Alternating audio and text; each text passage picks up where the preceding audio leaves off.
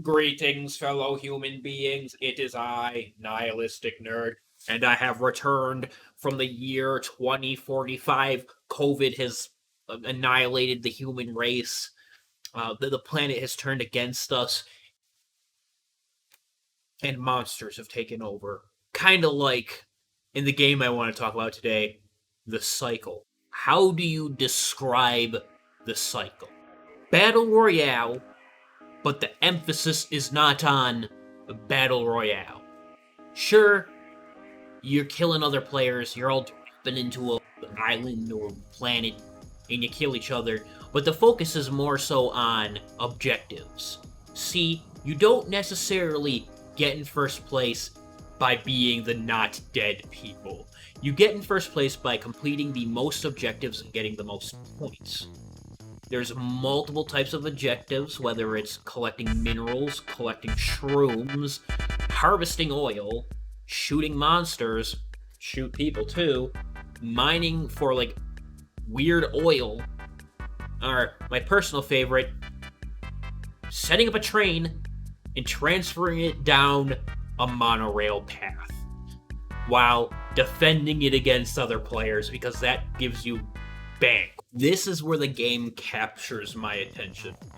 Unlike most other, if not all other battle royales, they are solely focused on PvP, and I'm not the biggest fan of PvP.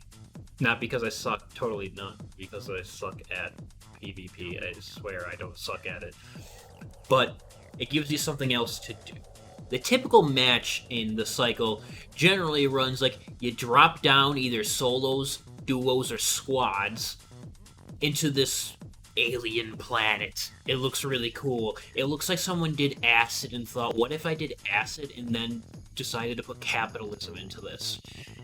So you drop down with your boys, and you're immediately listed a bunch of objectives you can do. I believe there are two maps, so there are two different sets of objectives, and a lot of them are similar, but they score differently and all that stuff.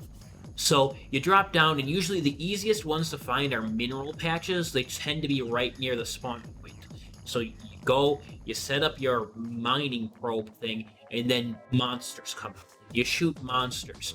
You kill the monsters, and you get gold. Remember how I said you start out with a gun? In this game, you don't go and run around and find other weapons and new weapons like that. You start out with a loadout.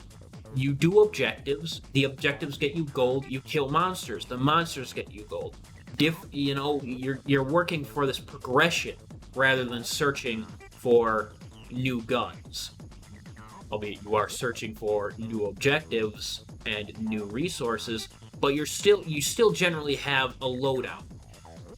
So once you get so much money, you can go and you can buy another gun, and then you can buy another ability. It's really cool because you're not going to spend the first 3 minutes of the game scrambling to find a weapon, and then if you get accosted by another player, congratulations, you're either punching each other or they're gonna blow your head off in a second. I really like that. I don't like the scavenging that most battle royales do. I feel like it's tedious, and I want to know my guns. Knowing your weapon can determine how well you can perform with it. So setting up a loadout before you go down is really cool. And that said, you don't start out with your better weapons. You do have to purchase them with the money you earn in game. The prices range from 200, 500, and 800, I believe. And generally, the higher up, the more powerful and better the weapon is. So after you've done a couple objectives and shot up a couple monsters, you should have enough money to purchase a new gun or new ability. You're going to want to do that probably before you engage other squads in combat. In the beginning of the game, a effective team can hit up multiple objectives and get a lot of money fast. People tend to get more confident the longer the game is running. If they've been alive for 10 minutes, they're more likely to combat you because they've got better gear than they are 5 minutes in, because they don't have, all they got is their pistols. and that's like the game just increasingly gets more and more insane. And the really cool thing about this is that when like as the time goes by, the storm gets worse, and it just like consistently like lightning strikes. It's it kind of like culminates into something, and the last like 3 minutes, I believe it is, pretty much the evac ship gets called down, and you and your squad need to escape. They need to escape the planet. They need to escape New York City. They need to escape planet Earth because planet Earth is about to take a shit. Aliens, please abduct me. I no longer wish to live on this desolate rock. I apologize. So, you and the boys need to get to the evac pad. Like I said, you head there. Every other prospector that's still alive is doing the exact same thing. They're headed to the pad. So this is the one point where it's kind of like that circle closing in.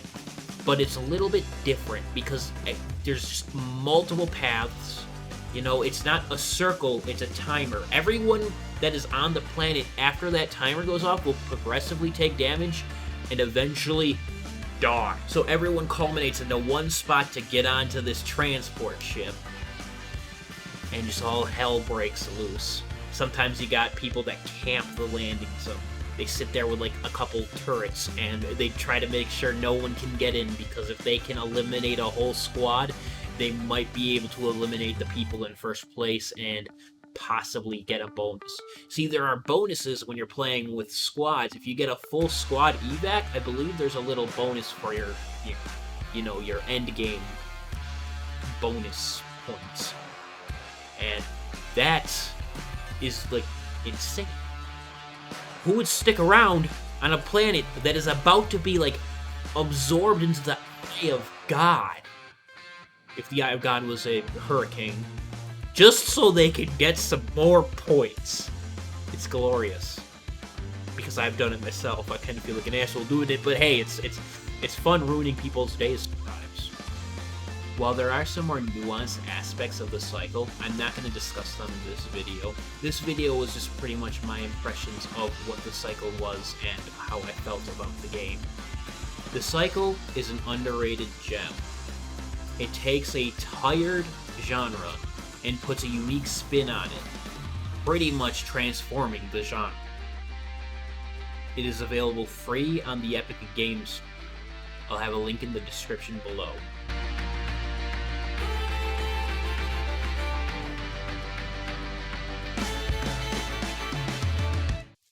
Thank you guys for watching my review of the cycle.